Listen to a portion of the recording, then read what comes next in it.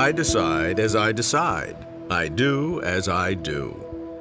Free will sits at the center of human thought, behavior, morality, and responsibility. But what may seem obvious may be strangely not so. We find people claiming it's obvious that there's no free will. We find people claiming it's obvious that there is free will. There's no doubt about it. It's perhaps the most dramatic, irresoluble clash in the whole of philosophy. We have inconsistent views, each of which is supported by overwhelming reasons. It's a mystery to me what's wrong with one of these arguments. So I regard free will as a complete mystery. Al, you believe that God knows the future, right? Right, I do. You also believe that human beings have free will. I believe that too, right. How do you reconcile the two? Well, first of all, I'd have to ask why there's a problem about that. Here's the deep problem of free will. On the one hand, our human sense is that our actions are fully free. On the other hand, our scientific sense is that every action is determined by a prior action. What is free will? Do we have free will? That's the big question. Free will is such a big question that the John Templeton Foundation has funded a multi-year study with experts in science, philosophy, and theology. The project is called Big Questions in Free Will. It has 60 participants, 4 conferences, numerous experiments and papers, all to research, test, discuss, and debate free will. I'm Robert Lawrence Kuhn, and Closer to Truth follows the project, asking the big questions in free will.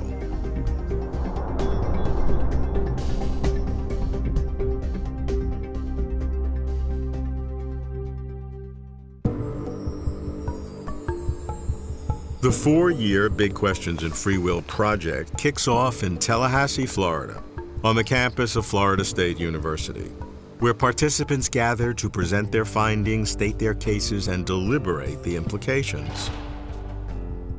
The leader of the project, Professor Alfred Mealy, invites me to the first conference and starts with his favorite analogy for describing free will. Somewhere along the line, I thought of a gas station analogy for free will. So at gas stations, you can get regular gas, you can get mid-grade gas, or you can get premium. The regular way of thinking about free will is like this. Sufficient for having free will would be just that you're sane and rational. Nobody's pushing you around. There's no compulsion or coercion. That would be enough. When you bump up to the mid-grade, you need to add something to this. And what you have to add is that at the very moment you made a decision, everything being the same right up until then, you could have done otherwise. So that's the mid-grade conception. On the third one, that's not enough for free will either. You also need to have a non-physical soul or a non-physical mind. 3 conceptions of free will, each with its own issues. But why dedicate multiple years and significant resources to exploring free will? What makes free will a big question? One that explores the deep nature of reality or human existence. Free will is a big question because humans struggle with understanding it. Humans have this need to explain, and to postulate something like free will helps you understand why certain actions are unique, why certain things are unpredictable, why certain things are new, because somebody freely, creatively did something that you didn't expect would happen before. Free will lies at the heart of our conception of ourselves and our conception of being morally responsible agents. So if people feel like they have free will, they feel like they're in control of their lives, and they feel like what they do matters. And if they don't feel like they have free will, they feel like what they do is not making an impact on the world. And that relates to our conceptions of moral responsibility, and it might end up affecting the way we understand legal responsibility as well. I think of free will as a new kind of controlling and producing behavior that was produced by evolution, but that sets us apart from other creatures. We have basic desires the same as they do. Every animal gets hungry, and when it gets hungry, it wants to eat. We do that too, but we might refrain from eating because we're on a diet, or it's a religious holiday, or the food belongs to someone else. Our free will is one of the basic human traits. Some people are going around saying there's no such thing as free will, it's an illusion, blah, blah, blah.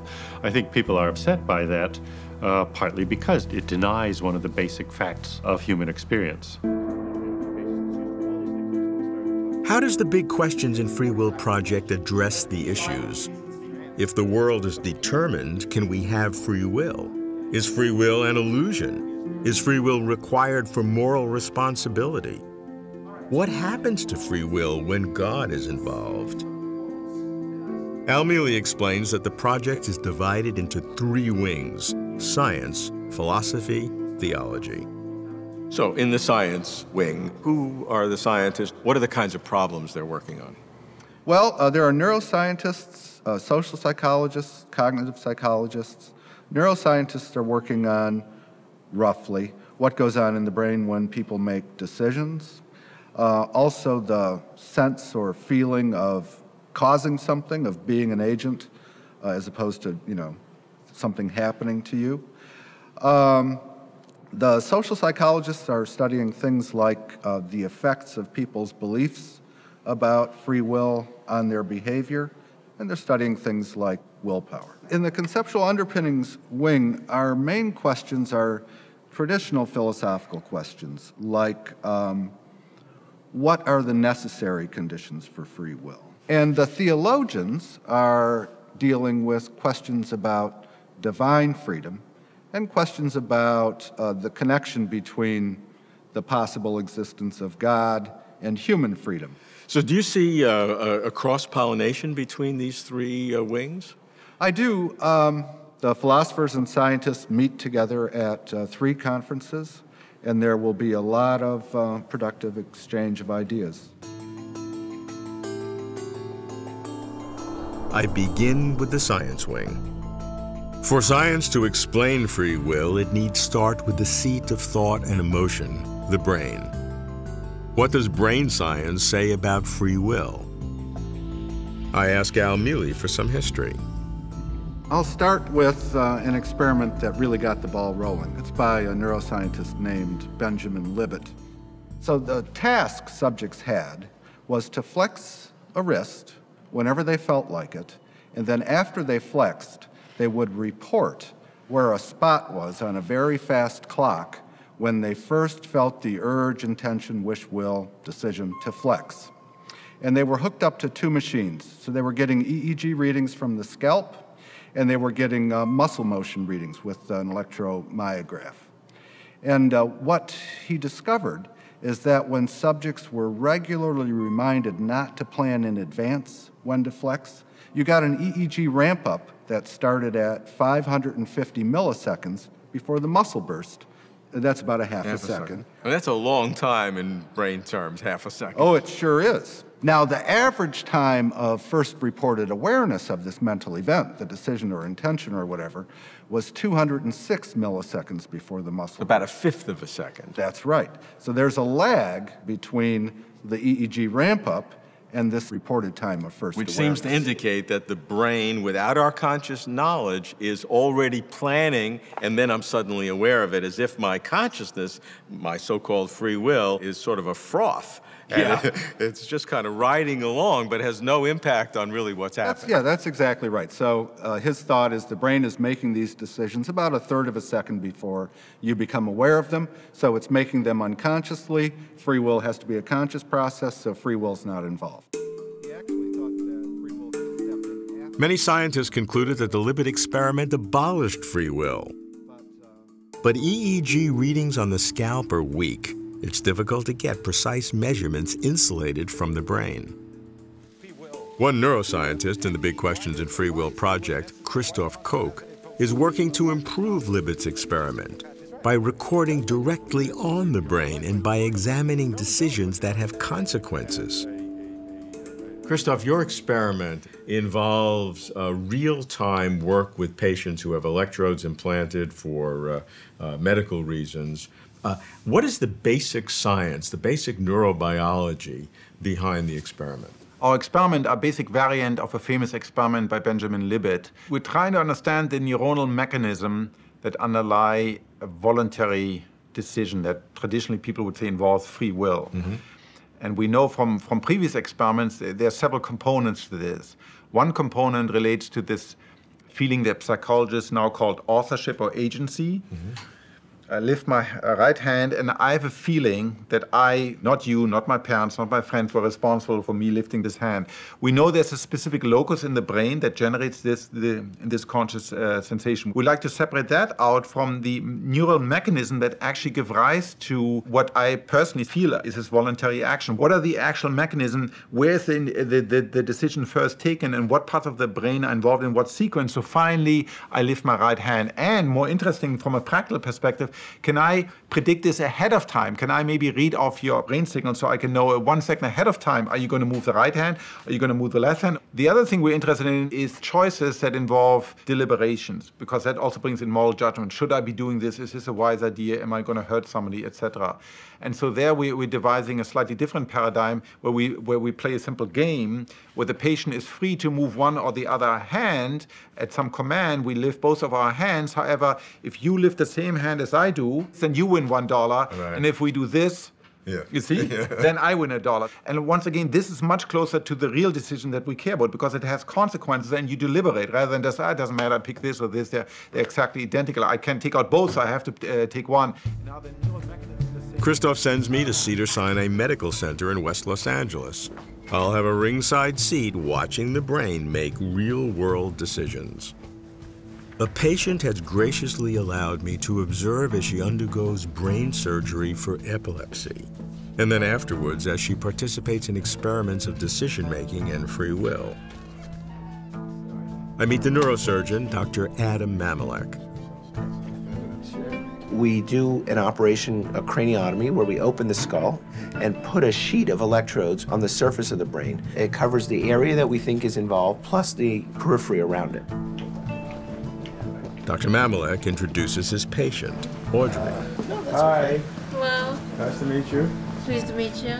Every week of her life, since she was a baby, Audrey has endured multiple epileptic seizures. Now she can be cured. We'll be able to record your seizures, but we'll also be able to map the different areas of brain function. Okay. And we can also do other tests to really try to understand not specifically how your brain works, but how the brain works in general. Okay. And one of the questions that we're very interested in studying is, how do you make conscious decisions?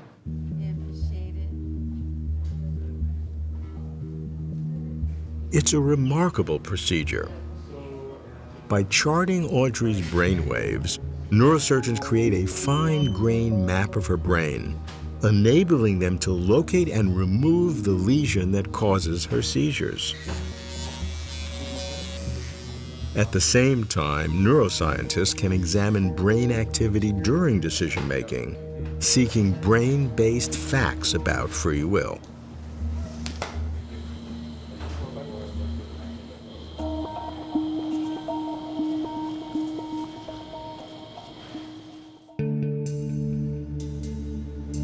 A week later at Caltech, Christoph's partner, neuroscientist Uri Maus, shows me the results. Basically, the patient and I are playing a simple version of the rock, scissors, paper that children play. If I raise the mirror image of what you raised, then let's say I win. Okay. And if we raise the same hand, so if you raise your right hand and I raise the right hand, then you win. We start with $5, and every time she wins, I give her 10 cents, so I lose 10 cents and she gains 10 cents. And if she loses, it's the other way around. And if she doesn't react quickly enough, because the idea, of course, you can always just wait to see what the other guy's doing and move, we just deduct 10 cents. So it becomes competitive. We play for about 50 rounds. What we're interested in is finding the difference between preparatory activity towards moving the left hand versus moving the right hand, to be able to predict which hand you will raise before the go signal telling you to raise your hand is even there. So we have this grid here, which is much closer to the source of the signal than you would have if it was EEG and it's sitting here and there's the tissue and the skull and everything, the attenuation of the signal, and you don't know where it's coming from. So here we're much closer to the signal. So this grid is in her head here, and from this grid we see these wires coming out. From here it goes into these panels here, and from there's a wire that goes to a system that records and does some analysis, and from that system through another wire that you kind of maybe see here goes into this machine, and I get a beep either on the right ear or on the left ear, which tells me to raise my right hand or my left hand in order to beat the patient. And this is half a second before the go signal. So I know what I need to move, and I just wait half a second for the go signal and move it. Okay, let's see what really happened. Okay. This is counting down 5, 4, 3, 2, 1, and then go, go, go, and we raise our hand. So if I win, my side of the response box lights up in blue, and if she wins, her side of the response box lights in red. 5, 4, 3, 2, 1, go, and this time I win. And then we try it again, and so this goes on like that for about 50 trials. There's a screen behind Audrey. She can't see it, and the screen shows an arrow which hand she's going to raise according to the real-time system. So she's about to raise her right hand, and the arrow comes on like just a fraction of a second before she moves. Right, before the go signal. Right. So this time she did raise the hand that the arrow was pointing at, and again it was correct. She raised the hand the arrow was pointing at. So we were able to beat her, and we played 3 times. I was able to win with a relatively large margin 2 of those 3 times. She was competitive about it. It had meaning. Yeah, that was the important thing for us. Okay, so what are the implications for free will here? Well, if I can predict what you're doing when your decision is making a difference, it might be stronger evidence that these unconscious processes are affecting also these types of decisions that are more important for moral responsibility. Now, the implications of what you're saying, though, is that if you are able to predict this to the degree of accuracy that you can, our brain is making our decisions and we're not.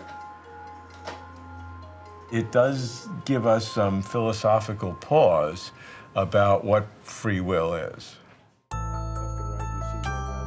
So Uri and Christoph replicate Libet's experiment with more precision, literally on the brain, and the results are similar. Uri can predict what Audrey is going to do, even before Audrey herself is aware of her own inner decision to do it. Does this suggest that free will is an illusion? That our conscious decision to act does not cause us to act? But can science really explain free will? I asked philosopher Jinan Ismail, who focuses on science at its most fundamental level, physics. If physics is the most fundamental science, then everything that there is in the world, including ourselves and including free will, if there is free will, ultimately has to be at least implicitly included in the description of the world that's given us by physics. Right. So from that point of view, everything else that's described by the special sciences, including neuroscience, social psychology, ordinary psychology, that's all ultimately a more coarse-grained description of what's described completely and precisely and at the most fine-grained level in physics. So the goal of physics is ultimately to at least implicitly encompass all of what there is, including all of the phenomenal feel, that is the way listening to a symphony feels to you. It's a matter of great controversy, and it's an unsettled question whether physics ever will be able to resolve that goal. I think right now it's not the case, in my view, that we have any knockdown arguments that that's not possible. Certainly what physics. But even if physics could explain everything, would that make free will an illusion? Free will an illusion? It just doesn't seem right. It seems more a philosophical question. So can philosophy help? I ask Al Mealy to explain the philosophy of free will. We have to start with this notion of determinism. Determinism is the idea that a complete description of the condition of the universe at any point in time, together with a complete list of all the laws of nature, would entail all other truths about the universe, including all truths about everything you'll ever do.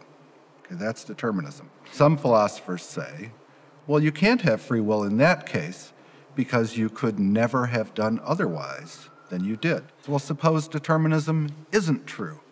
Then what do you have now? Well, they say randomness at the point of decision. And so that's not free will either. That's what they say. Either way, then, there's no free will. But still, people feel as though they're free, and so the claim is, well, that feeling is an illusion. So there are philosophers called compatibilists. And compatibilists say that even if determinism is true, people can act freely. What compatibilists think is that what you need is to be responsive to reasons in a certain way, so that if the reasons had been different, you would or might have acted differently. Even though there was no possibility that the reasons were different based on the universe that we live in. That's right.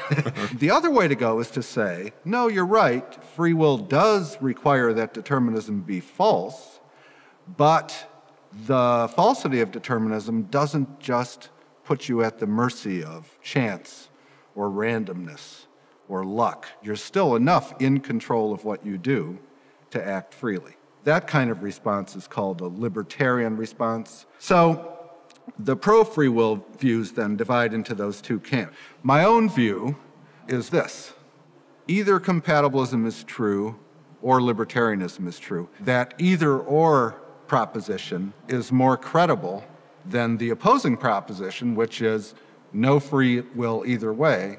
Free will is an illusion. Philosophers propose these two basic mechanisms to explain free will: compatibilism and libertarianism.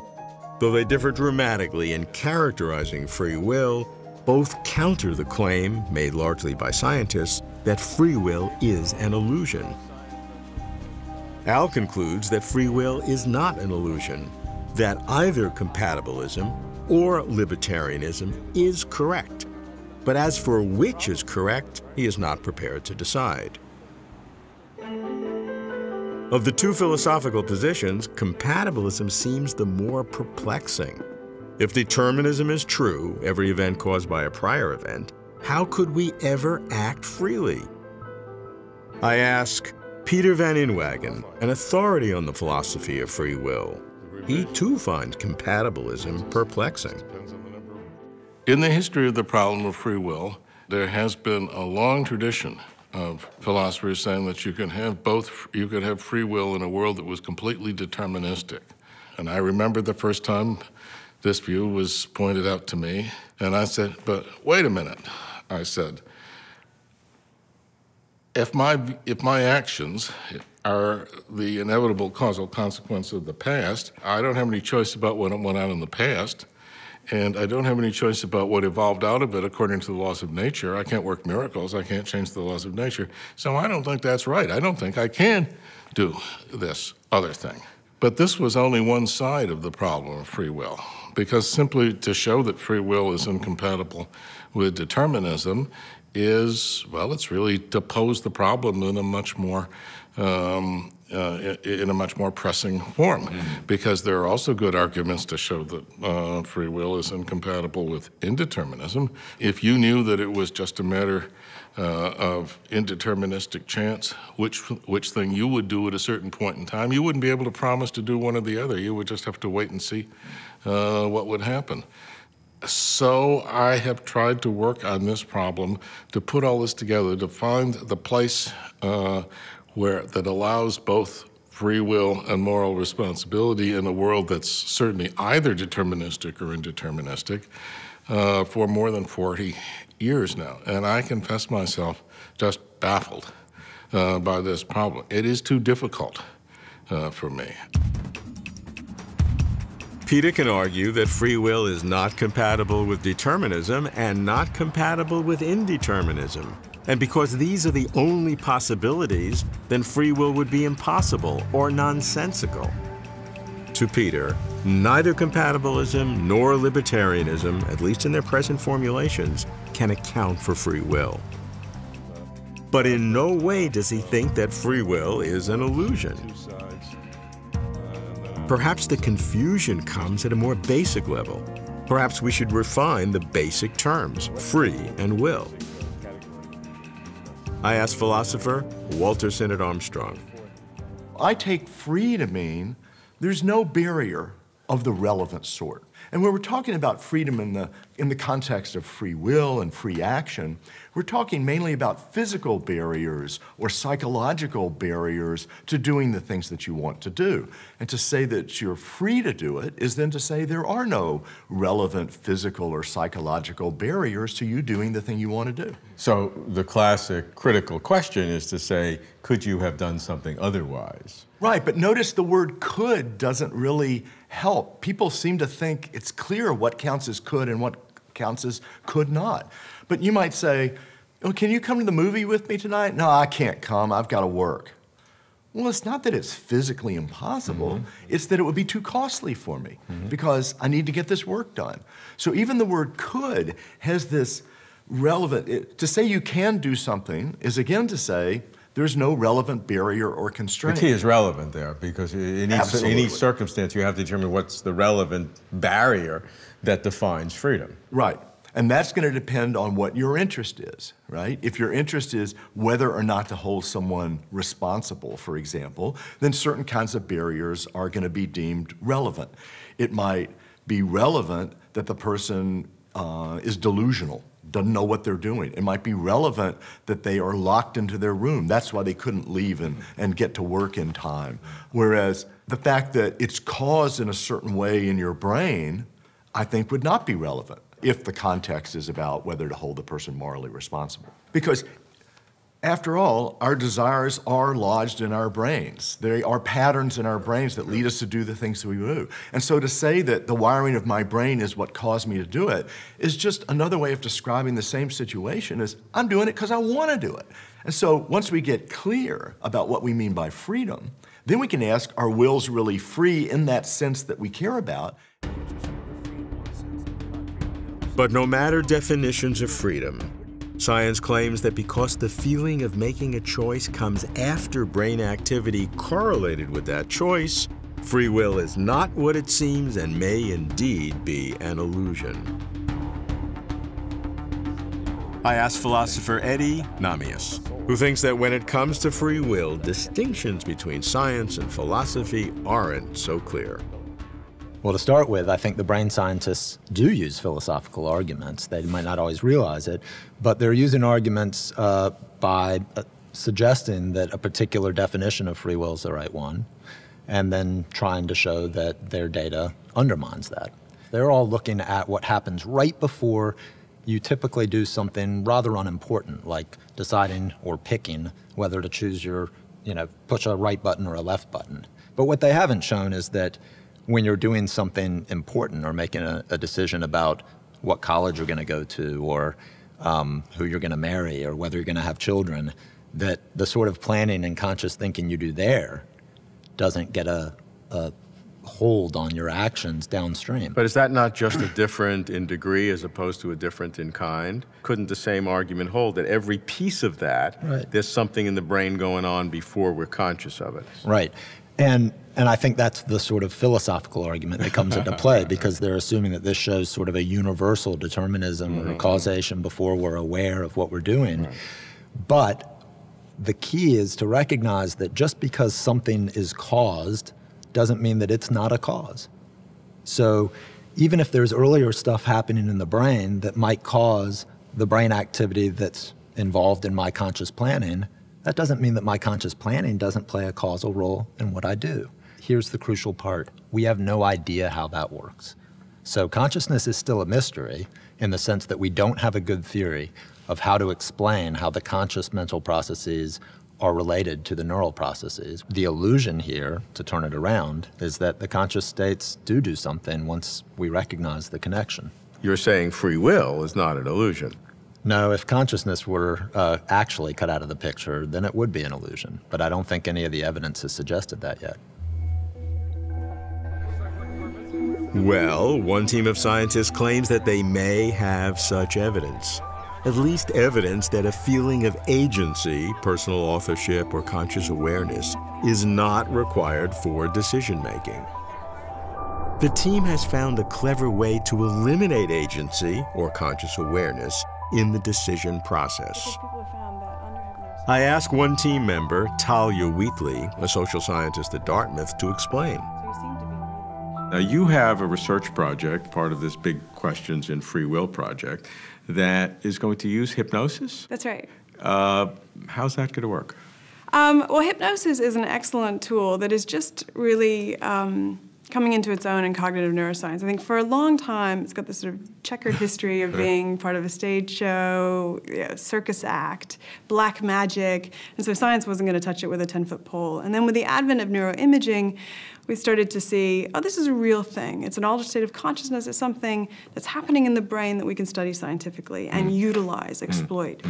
Because what is great about hypnosis is that you can hypnotize someone to do a behavior that would just unfold as it would normally, but they lack agency for that behavior. So they're creating it, but they don't have the feeling of authorship of that action. And we're really interested in what's that authorship feeling doing, if anything. Which is free will.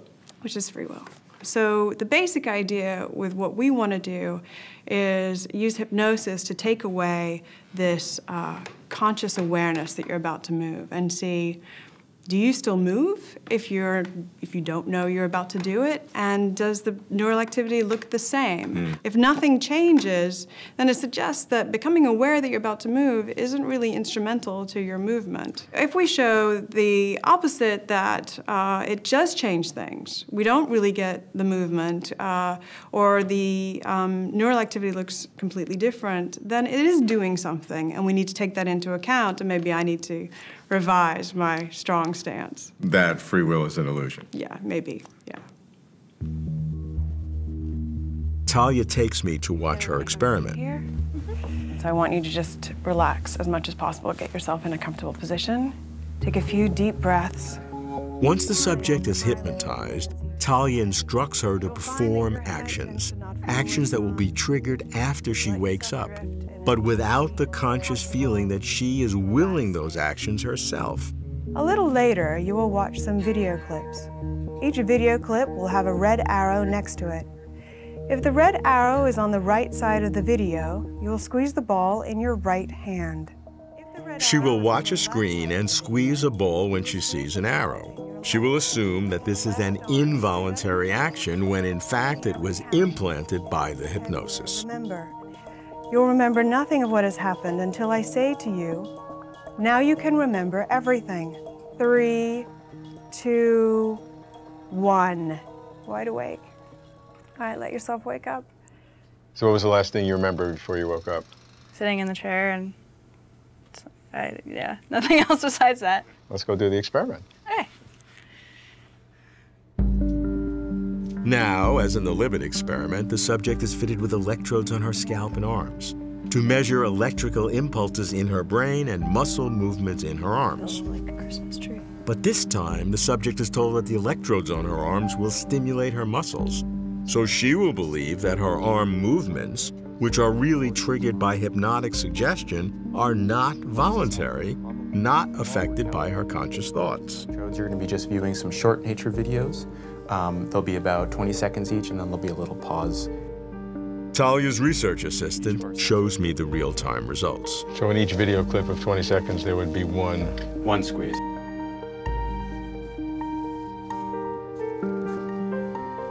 So see, she just squeezed with her left arm. So that's what a squeeze of the stress ball, that's what we want to see.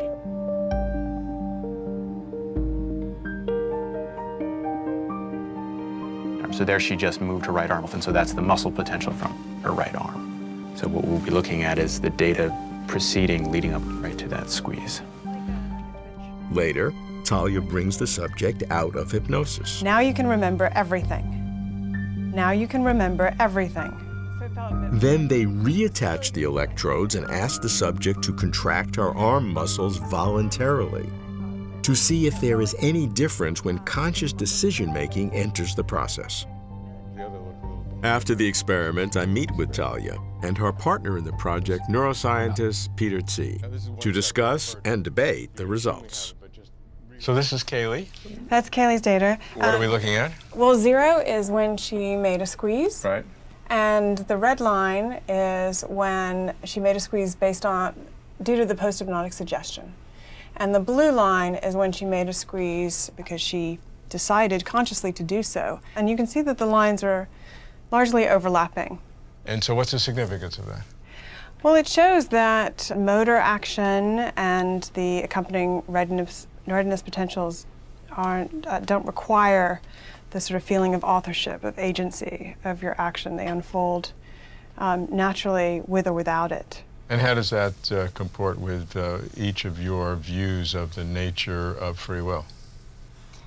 We've been doing this out for 7 years, so it's an old We debate. disagree. Yeah. I think that it's a problem for the sense that we have that at any moment we could decide to do otherwise, that this conscious feeling of being sort of free agents making decisions. This is, I think, a problem for that view. Peter, you disagree with that, I think. Well, I mean, I think that I don't think we have, proven that consciousness plays no role. We've shown that consciousness is not necessary for making a volitional or endogenous motor act. But that is not where free will lies. It lies in this totally different domain where you're trying to decide who to marry. You're trying to decide whether to learn Spanish or... Although the question is, why do we have a feeling... I agree with you that this is relatively meaningless, but we still have a sense of when we decided to do it. Why do we have it? So for something to be causal, it has to be indicative of the future, a future event. Something going on now causes something in the future, but these kinds of judgments that we're talking about, that I did it, are about what just happened. Or I've decided to do it. Yes, but these are retrospective. They're due to a comparison of what's intended or planned and what is actually being executed. Halias and I, we've had these debates for 7 years now. So ever since she came to Dartmouth, we've been duking it out. I think actually we agree. We don't agree on the definition of the term free will. That's where the disagreement Okay. What does free will mean? I think it means that I could choose otherwise in the moment. Right, and I think it means that you can choose otherwise in the future. The system can make choices now that will have an influence on what will happen in the future. But is that a fundamental difference? Yes, it's a difference in kind, not just degree. What do you think? I think that, the jury's out. We just don't know. I don't think that there's a different kind of neural causality that plays out. The fact that we found an example where consciousness appears not to play a role in subsequent acts doesn't mean that consciousness does not play a role in all subsequent acts. No, granted. But it does demonstrate it here. Sure. Talia and Peter agree that conscious awareness does not affect simple actions like squeezing a ball. But they disagree on whether that feeling of agency can affect more complex decisions like whom to marry. Both make their case, using the same hypnosis data to support their divergent views.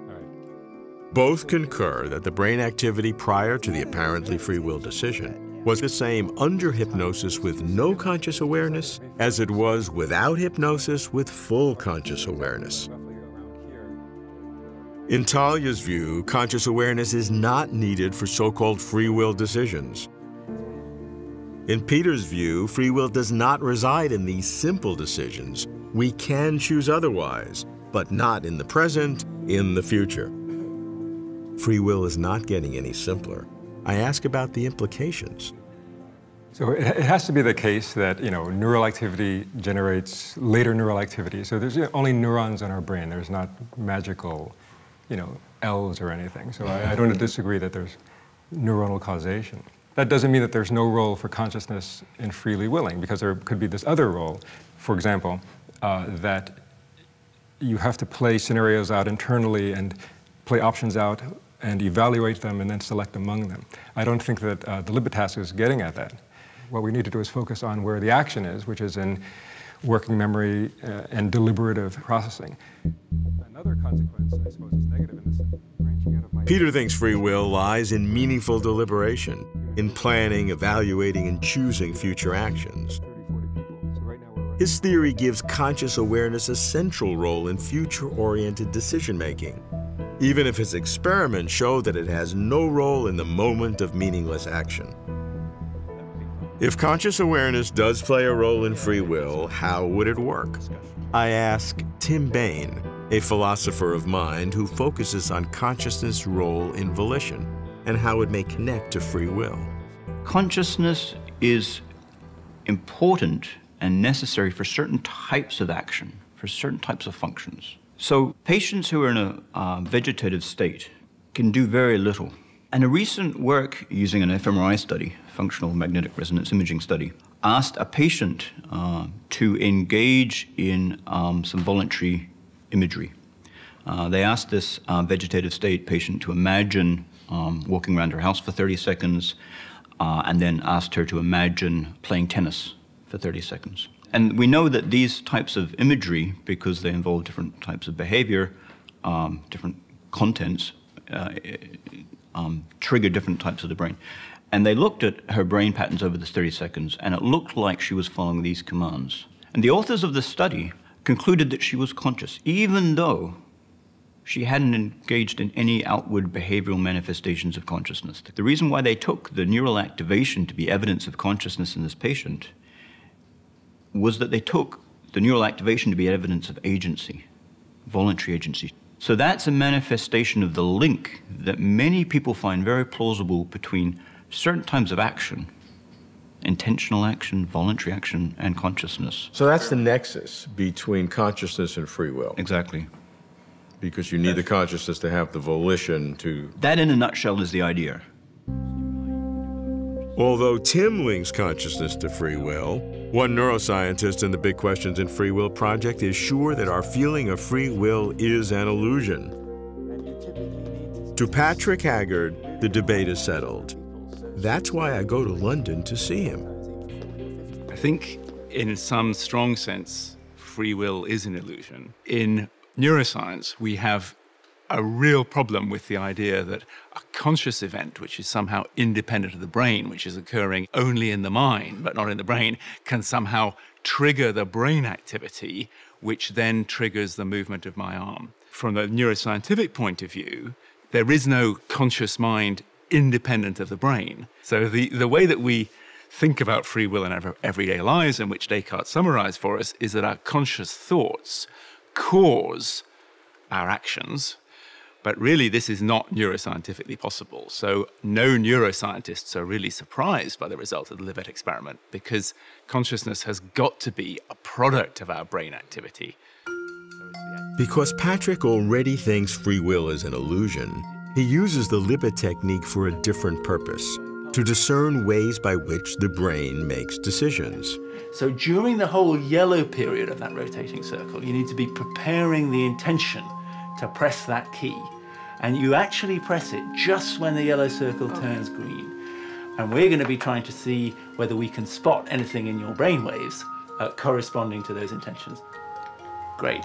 And then we're just going to leave you to get on with it, and we'll be back in about 5 minutes. Is that all right? Yep. Thanks very much. So, go for it. Here we go.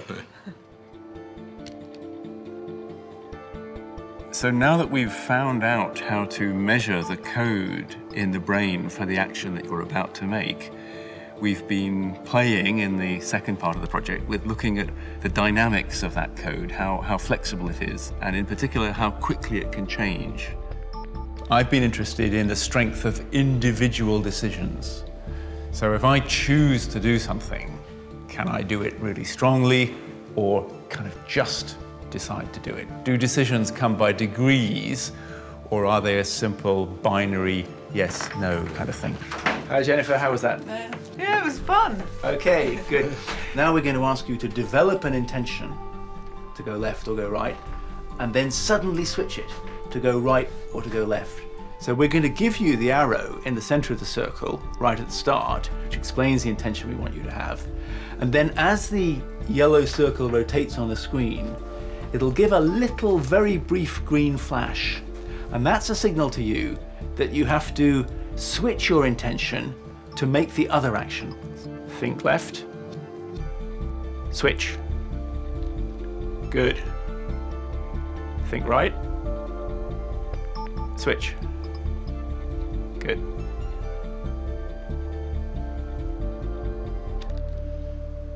Okay, so first of all, Patrick shows me the results of his experiment. First, the baseline condition, in which he asks his subject to maintain a single intention to go left or right. In green, we can see the individual trials for the trials where the person is going to press with their right hand when the circle ends, and in red, where they're going to press with their left. So in the second condition, we were asking her to switch from a left intention to a right intention, or from a right intention to a left intention. So what we've shown here is a clear change in the position of the green and red trace on the y-axis at the point where the circle gave a little flash telling her to switch. What we can see is when she was originally intending to press with her right hand and was asked to switch, then this trace goes down and we can see it crosses over the trace that corresponds to intending to press with the left hand and switching to the right. We're trying to work out not only when intentions develop, but how they evolve over time, and in particularly how rapidly they can be switched, because it's very common that you develop an intention and then you might change your mind. Perhaps you change your mind at the last moment, and actually perhaps that's really useful. So it might well be that one feels like punching somebody in the face. That's not very good, but what's really bad is if you actually do it. So the ability to change an intention or switch an intention or suspend it is probably extremely important in terms of self-control. And in the long run, I think there's a very strong relation between the neuroscience of free will and the way that we control our behavior as social animals. Patrick raises a real-world issue, the social impact of how we characterize decision-making. Our justice system of crime and punishment is based on how we make decisions. If we are to be held responsible for an action, shouldn't it have been chosen freely? So is free will necessary for moral responsibility? This is another big question that the project explores. I begin with Al Mealy. The dominant view in philosophy is that free will is a necessary condition for moral responsibility, so that a person who has no free will is not morally responsible for anything. There are ways to try to separate the two, pull them apart. You can think about them as different views about places to put the bars. On one view of free will, all you need to have it is to be sane, rational, no gun to your head, have good information, and make decisions on the basis of the good information you have. So that's a relatively low bar for free will. And you might think, well, that's a good bar for moral responsibility, too. But then you might think, oh, yeah, but those conditions I gave you and suggested that they were sufficient for free will are consistent with determinism. And you might think, but free will requires that determinism be false. So then you might raise the bar for free will up to there. But you might think, but the bar for moral responsibility doesn't have to be raised up to there. That can stay down here. Then you have a view according to which moral responsibility doesn't require free will. Another school of thought is, no, free will really is required for moral responsibility. And if you think the bar for moral responsibility should be where we set it, relatively low, that's where you need to bring the bar for free will. So, it's a really subtle and interesting set of issues. To Al, free will and moral responsibility can be teased apart, making the problem more complex. But free will and moral responsibility do not exist in isolation. Social and cultural factors are involved. I turn to Roy Bauermeister, a leading social psychologist at Florida State, who ties the evolution of free will to the need for moral responsibility, reversing the traditional cause and effect. The idea of free will is that the person could act differently. A moral judgment is essentially a judgment about should that person have acted differently. The same with a legal judgment, that should the person have done something else rather than rob the liquor store. So the judgment that the person should act differently is based on the assumption that the person could act differently. So to my way of thinking, at least in this very simple sense of free will, that is essential to moral responsibility. Now, the argument goes the other way, too. Why did we evolve free will? Why we develop that capacity? The ability to act morally is one of the crucial things that makes us human, that enables us to function well. One of the most basic norms is reciprocity. All other cultures do, if you do something to me, I should do it back to you. That's a kind of moral idea. But to control our behavior by it and actually pay someone back for it, for something they've done for us, that requires a sense of moral responsibility, requires that higher mentality. So developing this better sense of moral responsibility was crucial for our developing of culture, and goes with this new way of controlling our behaviors that I think goes by the name free will. Some people object to the term free will, and then it goes by what is mistaken for free will.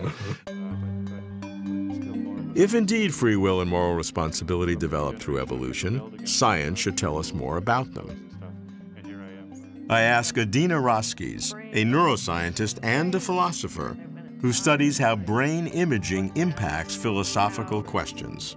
The first big breakthrough, in a sense, was putting people in the scanner and having them make moral judgments, and looking at this really complicated activity and being able to see what parts of the brain are active when people make certain kinds of moral judgments. For one thing, we can see that when people make judgments that doing harm is bad, for instance, that there are parts of the brain that are usually involved in emotional reactions that are active.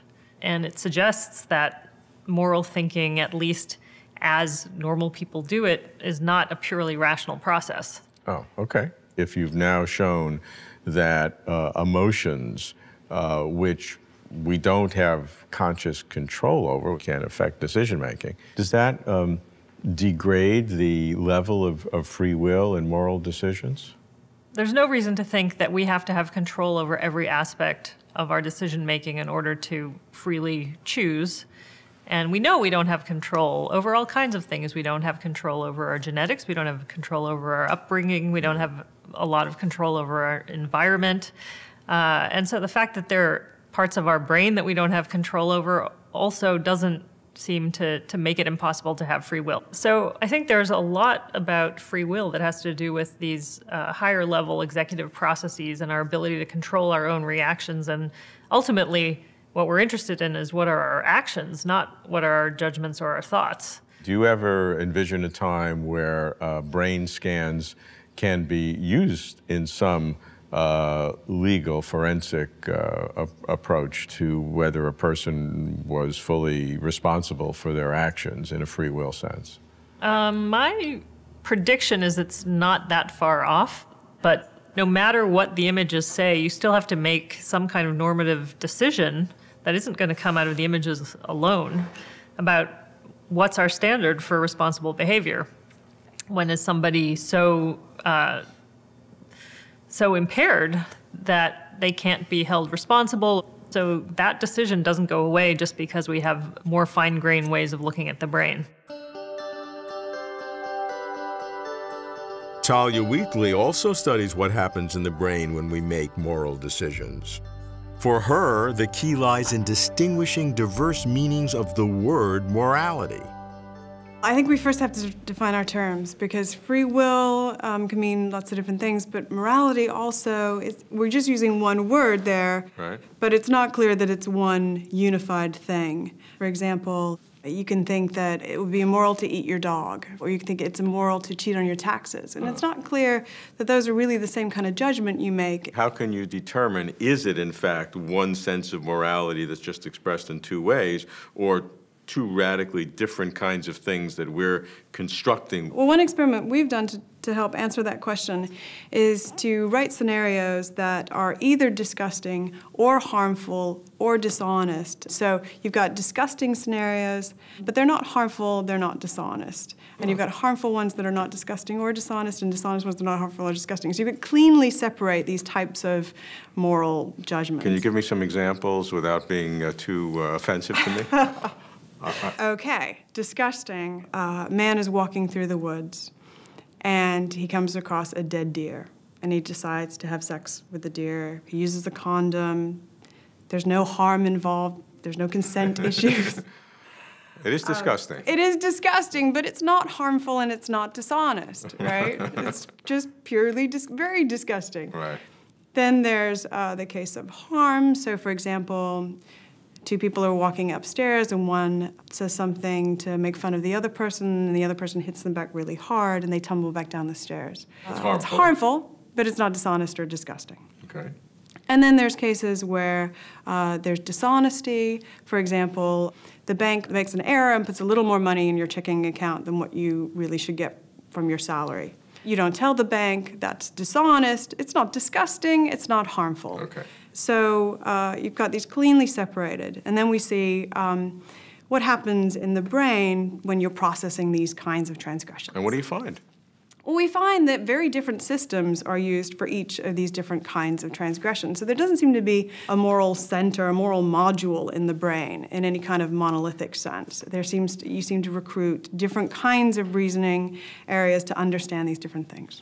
And we can't really answer the question of what the relationship is between free will and morality until we really understand what we're dealing with morality. What does morality mean? And because I don't really believe in a conscious free will, it makes questions of moral responsibility a bit iffy for me to say.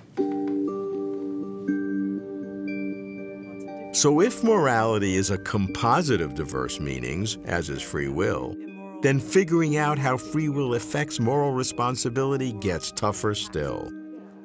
And if free will itself is an illusion, as Talia suggests, how then moral responsibility? For Walter Sinnott-Armstrong, the term responsibility is equally crucial. What do we mean when we say someone is responsible? How do we decide? What are the theories? So to say that someone's responsible is to say that they are the kind of creature who is appropriately subject to some kind of negative sanction or punishment. Then there are going to be a lot of different theories about when people are responsible in that sense. There are mesh theories where the question is whether your desires fit together in the right way. So an addict who can't control whether or not they take drugs, well, they're still going to be responsible if they're happy being an addict, but they're not going to be responsible if they wish they could quit and they've tried and they failed. The main competing theory in philosophy these days is the reasons responsiveness theory, that you're responsible when you're able to respond to reasons. First, you can detect when you have a reason to do something or not to do it, and then you act accordingly. If you have a reason to do it, you do it. If you have a reason not to do it, you don't do it. But I actually hold a theory that I think, in a way, captures both of the truths behind those approaches. It's called the deep self theory. And the idea is that you're responsible for actions when those actions issue from you. One might say that the fact that your desires mesh in the right way shows that it's part of your deep self.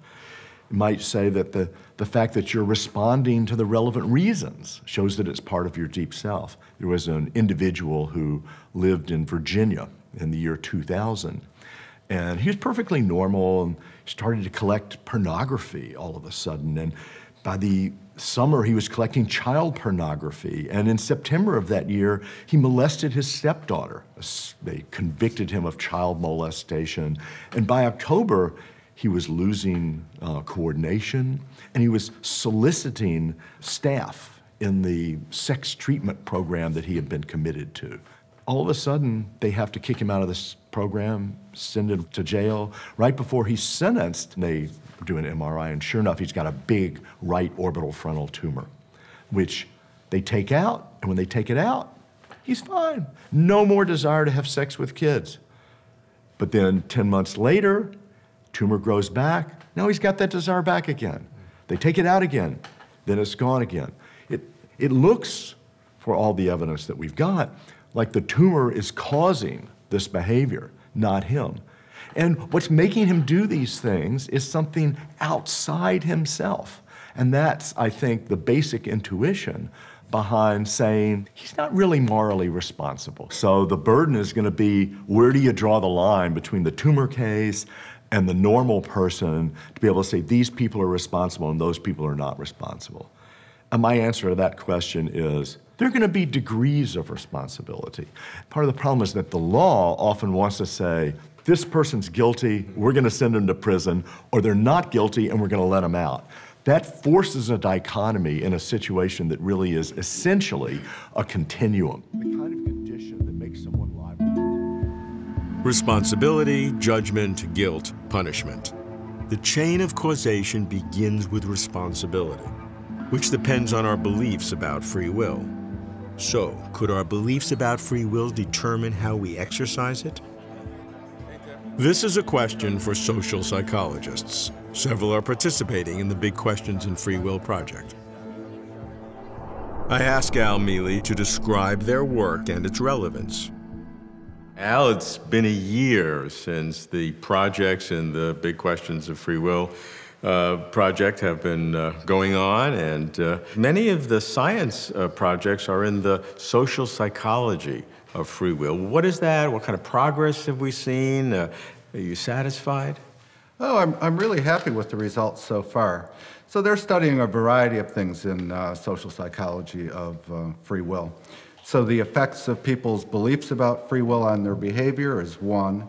Another one is how people think about free will, what they take it to be. One thing they test is the effect of lowered confidence that you have free will on your behavior. And one way to induce lower confidence is you make these fake newspaper stories where you have fake scientists saying there's no free will. And they had people read that, and then they had a task in which they could cheat. Those people, the people who read the no free will article, cheated significantly more often than the control group who read just a neutral thing. Why do people behave worse when they read that there's no free will, when their confidence goes down? Well, it could be simple, like they're thinking, hey, I don't have free will, you can't blame me, I might as well go ahead, cheat and steal and behave aggressively. Another possible explanation is that people's motivation just to do things in general sort of goes down. So if they have these urges, they don't have much motivation to combat them. You know, it has sort of a depressing effect, let's say, the news that you have no free will. Roy Baumeister is doing some really interesting work on self-control, which is related to free will. If you have no self-control at all, then you're just going to act on your strongest urge, and you don't seem free. You seem more at the mercy of your urges. Self-control seems a novel approach to free will. Can our capacity for self-control affect the degree of our free will? I should learn more by asking about Roy's work. My goal as a research psychologist is to figure out what happens inside the mind and so forth that produces the behavior. I got in studying free will by virtue of my research on self-control. Self-control is difficult, so it depletes some energy, and after that you're not as good at self-control until you replenish.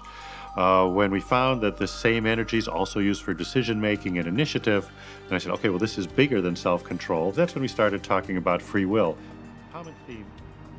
Roy is conducting two kinds of experiments on free will. The first examines beliefs about free will and how they can change. Robert, this is Michael Ent. He's a PhD student in our laboratory. Looking forward to the experiment. Okay. Yes. This was all his idea. He came up with the idea that we could manipulate people's beliefs about free will by manipulating their body's states. Okay, so there's two conditions. Participants in one condition, they demonstrate a voluntary response. So they bounce the ball in one hand and catch it in the other. They get the feeling of deliberately, consciously controlling their bodies, and that should increase their belief in free will because it calls attention to how they mentally control about their actions. And then participants in the other condition, they have their involuntary reflexes triggered. So I blow a puff of air into their eyes, and then I shine a light to, stimulate their pupillary reflexes. That's not something you use free will for. It's an automatic response. That should kind of cue you into the idea that your body works like a robot and that you don't have free will. Okay, so now I'm just going to have you complete this questionnaire about your beliefs and attitudes, and I'll come back. Roy's theory proves to be correct. Subjects who perform voluntary actions report a stronger belief in free will, while subjects whose involuntary reflexes were triggered report a weaker belief. The important idea here is that beliefs about free will are flexible, are malleable, subject to cues even coming inside ourselves. And perhaps we shouldn't be surprised that the philosophers who have been debating this for centuries haven't reached a decision yet, because even each person's own beliefs might change. So what we might think of as a medical physical opinion in this very abstract way is in fact something that's influenced by cues coming from inside our bodies, and it can go up or down. Next, Roy investigates the individual psychology of free will, asking whether our capacity to exercise free will can change. In Roy's theory, making free will decisions takes energy, and since bodily energy is finite, the more decisions we make, the less free will we have. Roy and his assistant show me the experiment. First, we have people make a variety of decisions. This first task is a choice task. So there's a variety of products on the screen, and I'll ask you to make choices between the two products, one on each side. And then we bring them over to the ice bath, and we put their hand in the ice water and see how long they can take it. Both how long they wait until they can actually feel pain, and then also how long they can last total. When you feel pain at first, say now, and when you can't bear the pain any longer, remove your hand and say stop. Now.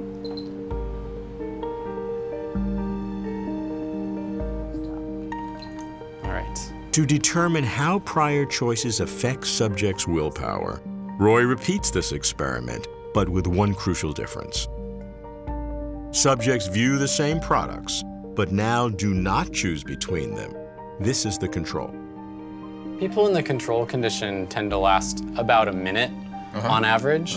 And after making choices, they only last about 45 seconds. That's a big difference if you think about it. It is. Yeah.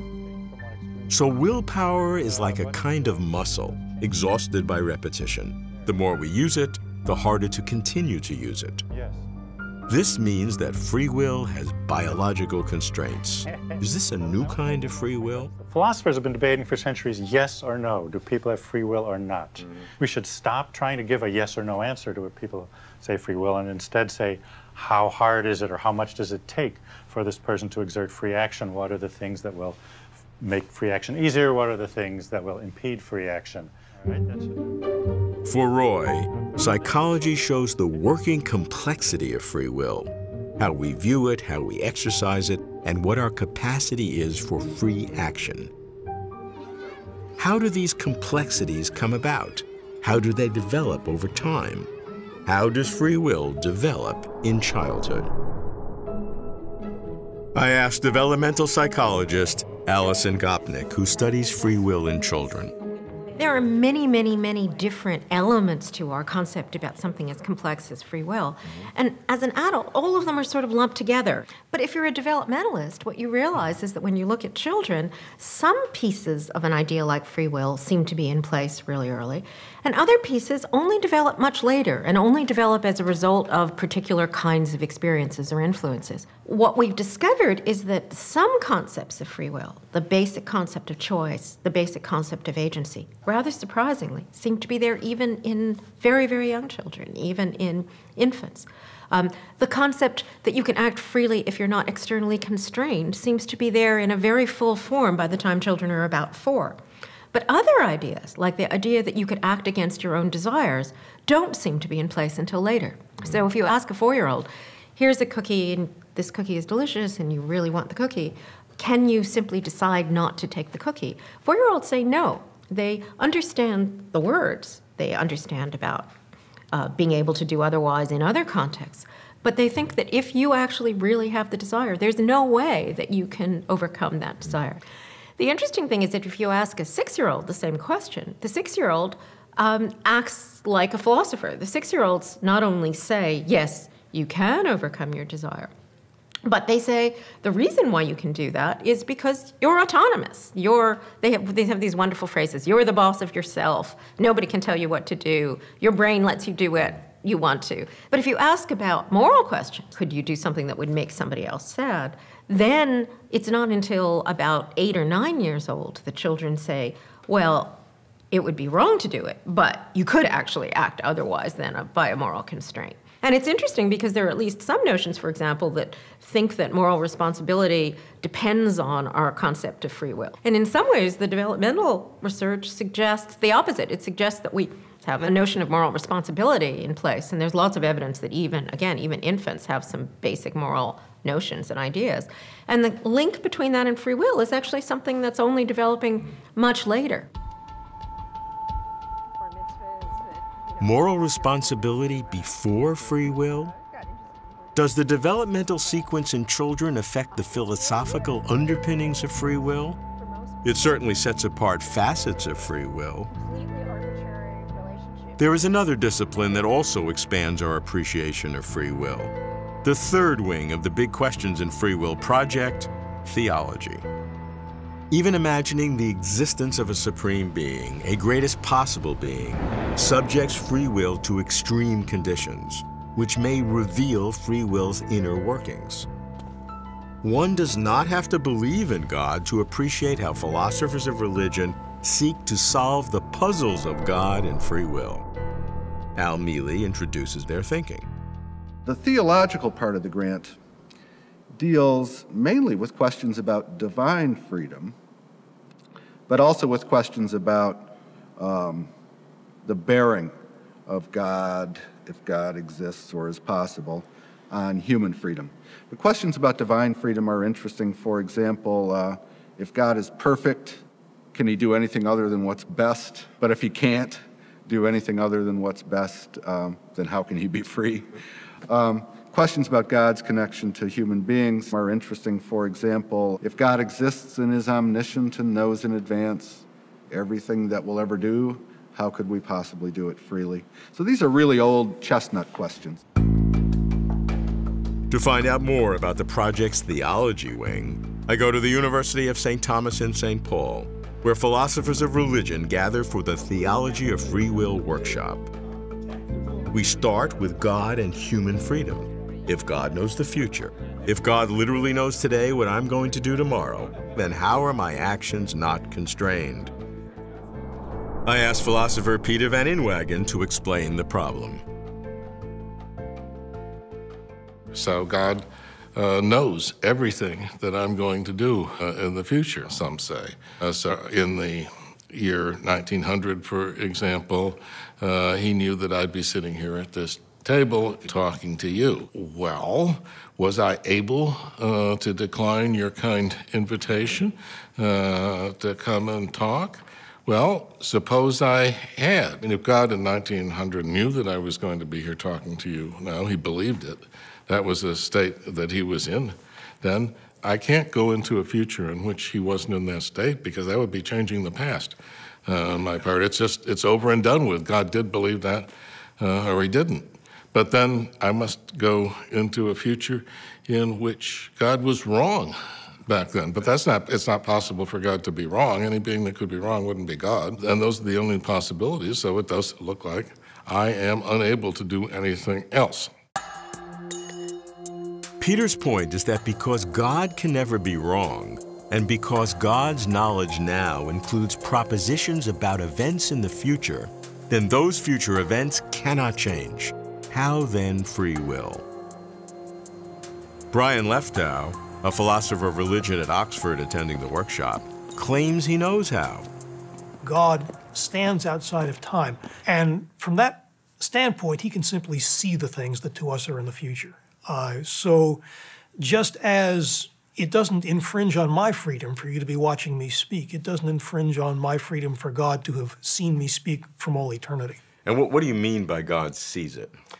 When I see you, what's happening is that I have knowledge which is caused by your impact on me. You know, light reflects off you, goes in the eyes, zips around the brain, and eventually I know it. For God, we get rid of most of the details of that process. We simply say, there's me here, and somehow I cause God to have a cognitive state. It's like observation in that his cognitive state is caused by what I'm doing. And it's perfect. Right, right. It cannot be otherwise. Right.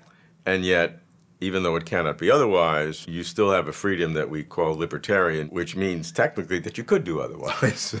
Well, say that I have freedom is to say, well, I'm doing this one thing, and God sees that.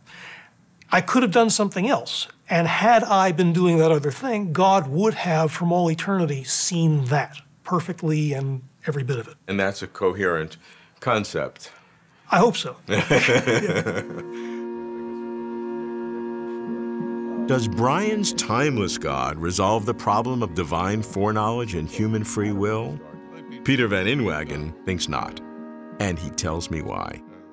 As Boethius and Augustine and Aquinas have taught us, God is outside time. He sees the whole past, present, and future at once, but he doesn't even see a moving line of the present in there. He just sees the whole thing at once. Maybe so. As Aquinas says, when the Bible says that God did something at some particular time, that meant that was when the effect in the temporal world of one of his actions was. Well, one of the effects in the temporal world is to reveal to, say, a prophet what the future is going to be. Suppose he revealed to a prophet in the year 1900 that I was going to be speaking to you here today. An odd thing, but he's God. He can do as he likes. And then what would we say about my ability to decline your invitation and not be here? Well, I can't change the fact that the prophet said that in 1900. I can't change the fact that it was divinely revealed to the prophet. I can't make a divine revelation to a prophet to have been false. All those things are impossible. So I think there is a genuine problem. To Peter, even a timeless God cannot escape the paradox of divine foreknowledge versus free will. Philosopher of religion Hugh McCann has a radical solution. He asserts God's extreme sovereignty over everything and proposes a way to reconcile that with human freedom. When God creates us or creates the universe, two things are true. First of all, God is not a temporal being, so he creates everything at once. And the other thing is that God doesn't choose among options. Right? It's not as if that there are two versions of Bob Kuhn and Hugh McCann, pair of whom have this conversation, the other pair don't, and then God selects them. That's not what happens. What happens is just us. And what God does first is he creates us. So he doesn't select a thing. The only selecting that's done is done by you and me in framing questions and giving answers. And there's no reason why that can't be free. And God knows that only because God's not in time, or because God actually created in the first place. That's what it really is. God is not in time, true. But he knows it by creating it. And the whole process is what he creates, not just bits and pieces of it. He doesn't jump in and produce a result from time to time. The whole thing is the result. Only an inferior God would have to plan what universe he's going to create. What's he going to do? Hugh's free will seems a kind of theological compatibilism. Even though God creates everything and causes everything, because there are no possibilities other than what is, nothing is done to you to make you do anything. And I'm just going to be neutral on that. But theological compatibilism has its problems. What does Brian Leftow think? Even if compatibilism works without God, it might not work with God. So if you're going to be a theological compatibilist, you're going to say God has determined everything we do, and yet we're in some sense free as we do it. Well, that means God determines all the evil we do. And that means that God is the cause of all human evil, all human suffering, and so on. Well, God couldn't be the cause of all that if he's perfectly good. It's because there's a problem about the permission of human evil that I want to hang on to human free will. Because I want to say that's our doing, not God's. That's your escape clause. Yeah. Brian differentiates God causing from God permitting. This means that God can enable human free will in our present while still maintaining providential control of our future and be absolved from the problem of evil. Giving God full sovereignty and humans full freedom may be theologically desirable, but it is logically challenging. Philosopher of religion Matthews Grant, the organizer of the Theology of Free Will workshop, offers a different kind of argument. God is the creator, the cause, the source of everything that exists apart from himself. So any entity other than God, God would be the cause of. So what does that mean for creaturely actions? I think a lot of people think if you hold that strong conception where our very actions are caused by God, then you get a kind of theological determinism. which would be incompatible with libertarian free will. And theological determinism means that not just that God knows what you're going to do, but God is literally causing what you're going to do in order to fulfill his plan or whatever. Yeah, and I want to hold that God is causing our action, but not determining it. The key is having the right account of divine agency. If God decrees that I act such and such a way, it's not possible that I not act in such and such a way.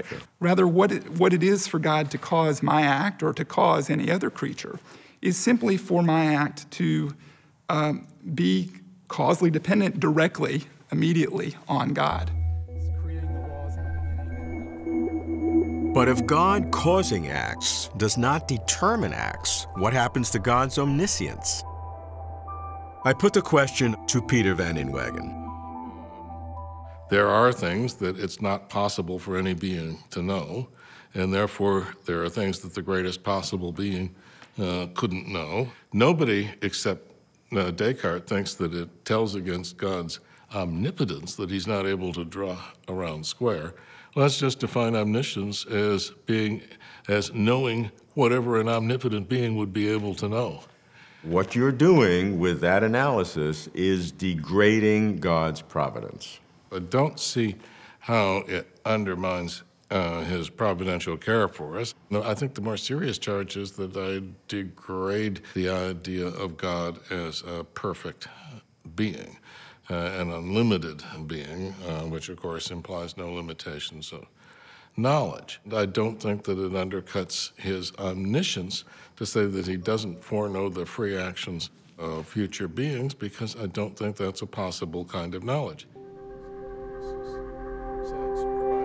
To Peter, God can be perfect and still not know human future actions, because there are no facts about the future to now know, even for a perfect being.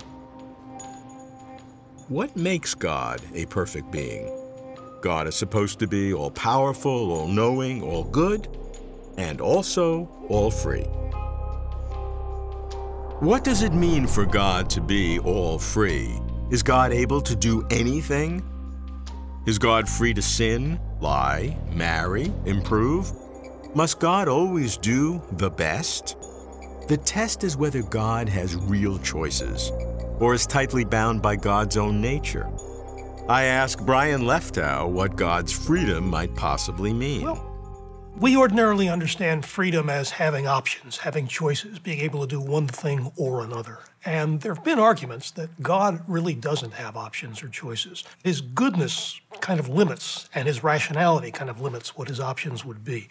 For example, suppose that there really is a best thing God can bring about. Well, if you're perfectly good, surely you want the best, and if you've got perfect rationality, you see what the best is, and if you've got the power to do it, then you just do the best. And so, bang, if you're God, you're stuck with the best, so to speak. You're kind of a slave to it. Yeah, those sound like significant problems. So how do you begin to address them? Okay. One broad picture of God sort of sees him as this perfectly rational cosmic computer of objective value. And it's an uncomfortable sort of picture because, for one thing, it makes us sort of the winners of a lucky divine lottery. For every creature, there could be a slightly better one. And if there's no best, God would have no best guided reason to pick one creature rather than the other. So what would he do? Well, on this picture, he just kind of draws a card, and what do you know, we came out. So that's not a picture of God that I find congenial. A second picture of God would say, well, when there's no best, and maybe even when there is a best, he's got personal preferences, and those guide him. He's got likes, dislikes, loves, more of a personality, passions. And those can also guide his choices. So are you saying that God's love can enhance God's freedom by challenging or contradicting God's rationality? It does enhance his freedom. If God can have loves, then he can, so to speak, be free from the domination of the best. Suppose, just for the sake of argument, that there was a best creature God could possibly make, a super archangel. If God was bound to the best, he'd have to make that sort of thing. But suppose also that's not what he loves. What he loves is things like you and me. If he can follow his loves, he can make us instead, or us in addition. Whereas if he was just bound to the best, that would be all he had reason for doing so. Brian poses the problem of God's freedom. If God is perfectly rational and perfectly good, God would seem without option or choice. God must always do the best. Brian rejects this kind of robotic God. He favors a God who has preferences, desires, loves. This kind of God is not bound to the best and thus has free will. But how then is God a perfect being? What makes for a more perfect God? A God who can choose, or a God who can only remain perfect? Dean Zimmerman, a philosopher of religion at Rutgers, takes the traditional view that God can be both perfect and free. I'd like to think that we can retain the traditional conception of God as unable to do anything wrong, impeccable, and nevertheless free in a morally significant sense.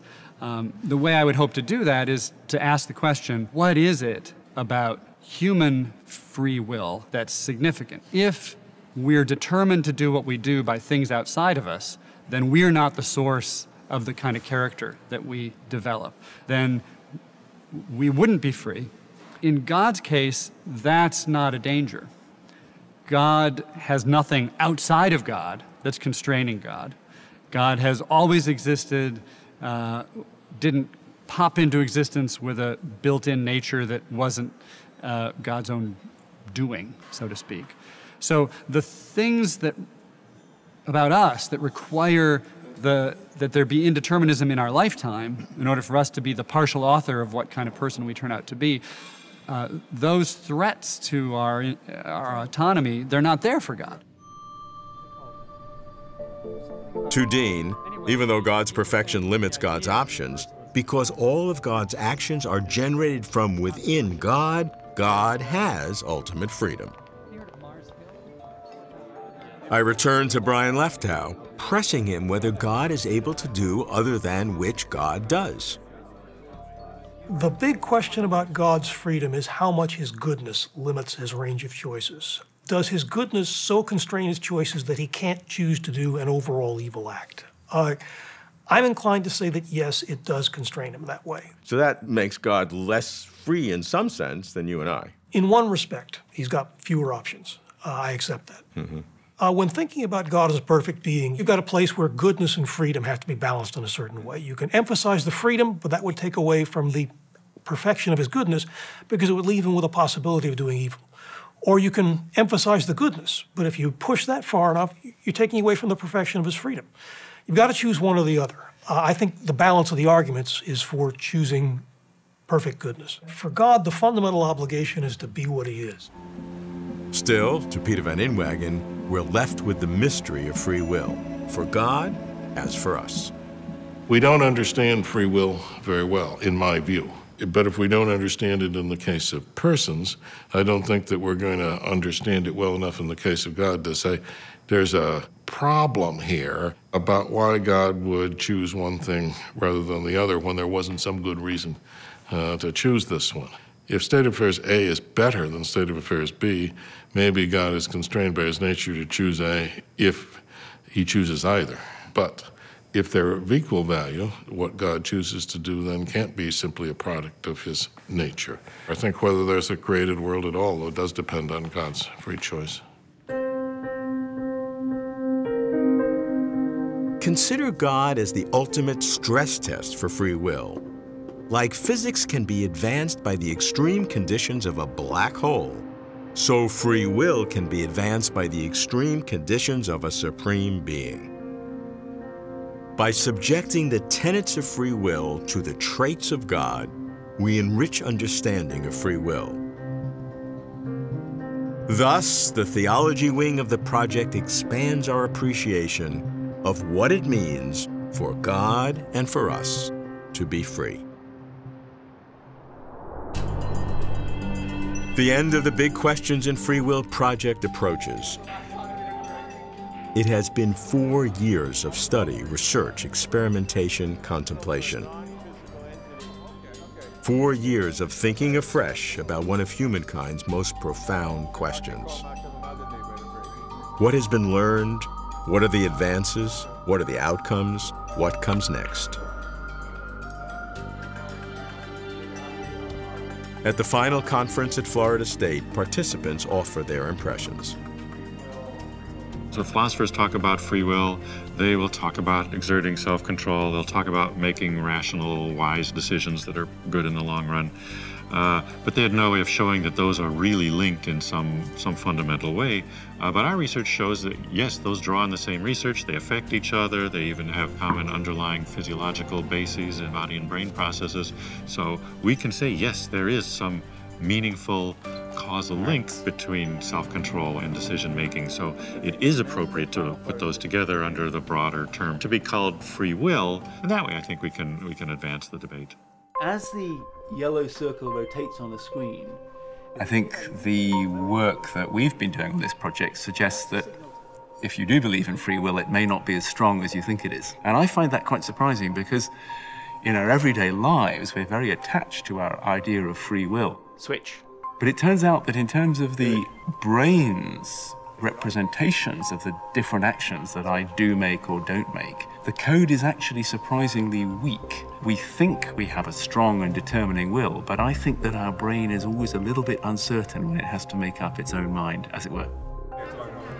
So one thing I've learned from talking to philosophers and my colleagues in neuroscience about free will is that people mean different things by free will, and so it leads to a quagmire of confusion and sort of quarrelsomeness because people mean different things. To focus on the final act as the key place where free will is active, I think is a mistake. That's sort of the end product of a whole chain of actions that precede it. So my hope is that people will stop emphasizing so much, this very proximal late stage of the game where people happen to move a finger, which might anyway just be an automatized act. So basically putting the Libet paradigm behind me, and I hope that the field will put it behind it, and focus on free will where the action is, which I believe is the imagination. The project has been great, actually. It's been really eye-opening. These meetings bring together people with such different backgrounds and views and expertise that it's just so educational to listen to everybody else's talks. I was really pleased that there was actually a project on free will because I think it marked a sort of coming of age of interest in the field. To have a project which is academically well-founded, which has got some excellent researchers involved in it, and which is using a range of interdisciplinary measures, some scientific, some more philosophical, to approach what must be one of the really crucial questions about being human. I don't think our group reached a consensus, which, shouldn't be surprising. These issues have been around for thousands of years and people haven't reached a consensus. I think one big lesson of this project is that any type of serious cooperation between scientists and philosophers needs to go on for years. Scientists are not going to listen to an argument by a philosopher and go, you got it. And philosophers are not going to go, Libet, I never thought of that. I'm going to totally change my views. It's not going to happen. They have to spend a lot of time working with each other in detail. And one of the great things about this project has been conference at the start, conference in the middle, conference at the end, lots of work in between. It's only that type of sustained activity that's going to change the isolation of these fields. So I have great hope that this type of project will bring science and philosophy a lot closer together, but not if we simply get together for a weekend. That's not going to do it. And that's what I love about this kind of project is the fact that it goes on and on and on, and I'm very sorry to see it end. What I'm happiest about is that I was able to help bring together a lot of really smart people who are very productive from a lot of different disciplines and get them to work together. The scientists in the project have gained new respect for philosophers. The philosophers have gained new respect for scientists. They're designing experiments together. Some of the scientific work is theoretically more sophisticated than it had been, in my opinion. So this is just going to get amplified into the future. They'll train new people to do this kind of thing. They'll keep working with each other. And this sort of interdisciplinary approach to philosophical issues will improve and increase. So I'm very happy about that.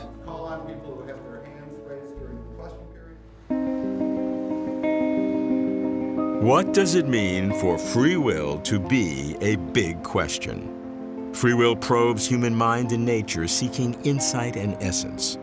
If there'd ever be meaning and purpose, free will would be one window through which we might see it. The Big Questions in Free Will project is complete. By bringing together diverse disciplines, philosophy, neuroscience, psychology, theology, the project enriches appreciation of primary questions and suggests avenues for further research. Case in point, Al Mealy's new project, also supported by the John Templeton Foundation, The Philosophy and Science of Self-Control. Scientists and philosophers discover they can work together, designing experiments, thinking through problems. Conundrums persist and disagreements remain. Artificial harmony is no panacea. Free will has displayed its breathtaking scope, from the electrical activity of a single brain to the ineffable nature of a supreme being. Free will is more complex than many had imagined, and the claims of some scientists that free will is an illusion have been tempered. There is a truth of free will. We are now closer to it.